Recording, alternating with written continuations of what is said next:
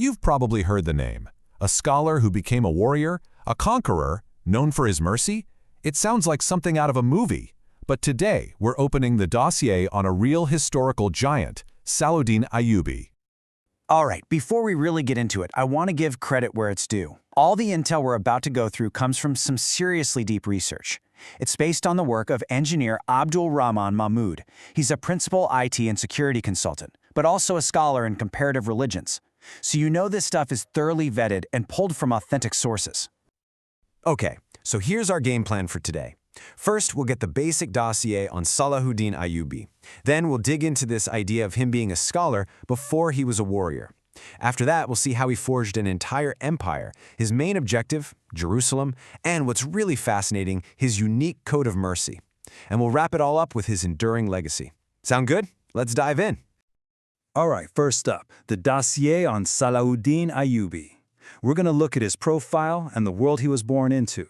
Because, you know, to really get the man, you have to get the times he lived in.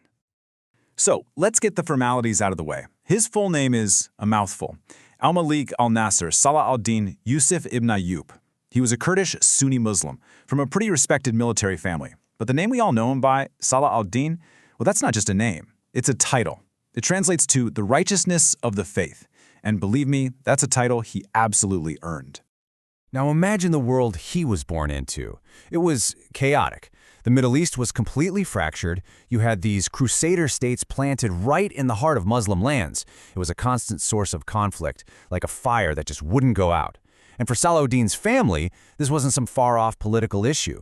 Now, they were right in the thick of it, serving the rulers who were trying to push back. So you'd think growing up in that kind of environment would forge a warrior from day one, right? Well, let's take a look at the scholar before the warrior. An analysis of his early years paints a very different picture. Yeah, forget what you might imagine about a young military prodigy. His training ground wasn't the battlefield, it was the library. He grew up in Damascus, which was a huge center of learning back then, and he just dove right in. We're talking Islamic theology, studying the Quran and Hadith, law, literature, even the principles of good governance. The guy was a total bookworm, a scholar through and through. And this really gets to the heart of who he was. Historical accounts from the time don't paint a picture of some hot-headed kid looking for a fight. Nope, they describe him as thoughtful, religious. This wasn't just a phase. That intellectual, spiritual foundation, that was the bedrock of everything he would later become. Okay, so this is the big question, right? How does this quiet, thoughtful scholar transform into the guy who unifies an empire and takes on the Crusaders? It wasn't an overnight thing. It was a slow, methodical climb.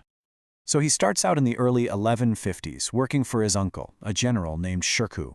But then in 1169, his uncle dies, and everything changes.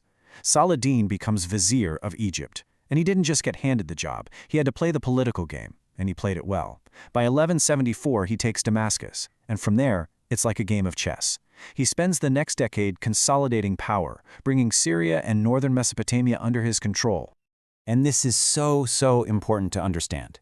He didn't inherit a powerful empire. He built one, from the ground up. Think about that. It wasn't about birthright. It was about pure skill, smart alliances, and yeah, knowing exactly when to fight. So now he's got this unified empire behind him. All the pieces are in place, and he can finally focus on the one primary objective, Jerusalem. You have to see the before and after here. Before Salahuddin, the Muslim forces were a mess. Too much infighting, too many rivalries, they couldn't get it together. But under Salahuddin, he created a single unified front that stretched all the way from Egypt to Syria. Suddenly, they weren't just resisting anymore, they were a powerhouse, ready to truly challenge the Crusader armies. And then came the year, 1187. That's when it all came to a head. He achieved this incredible victory at the Battle of Hattin, and suddenly he's at the gates of Jerusalem. And just like that, after 88 long years, the city was his. But you know, conquering the city, that's only half the story. The really amazing part, the part that cemented his legend for centuries, is how he did it. Let's look at his code of mercy. I mean, just look at this comparison. It is night and day. When the Crusaders conquered Jerusalem back in 1099, historical accounts tell us it was a brutal massacre of the city's inhabitants. But when Salahuddin took it, it was the complete opposite. He gave people a choice: pay a ransom and stay, or just leave peacefully. He even protected the Christian holy sites. Think about that. In an age of brutal warfare, this was unheard of. It was an act of mercy so shocking that even his enemies couldn't help but write about it.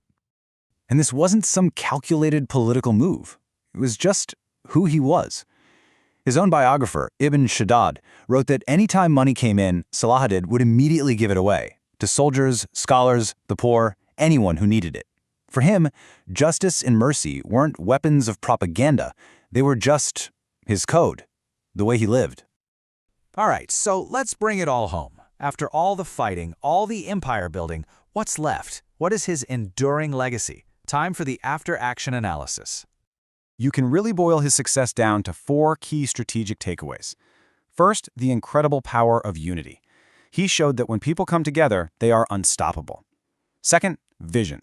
He had a clear long-term goal, liberating Jerusalem, and he never lost sight of it. Third, the importance of knowledge.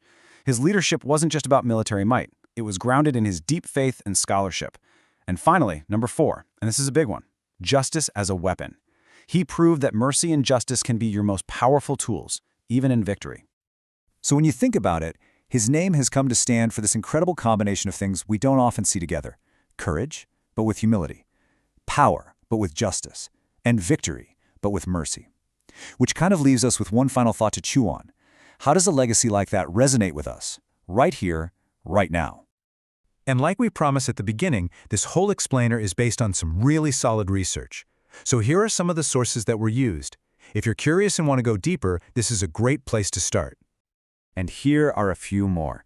Seriously, if any of this sparked your interest, I really encourage you to check these out for yourself.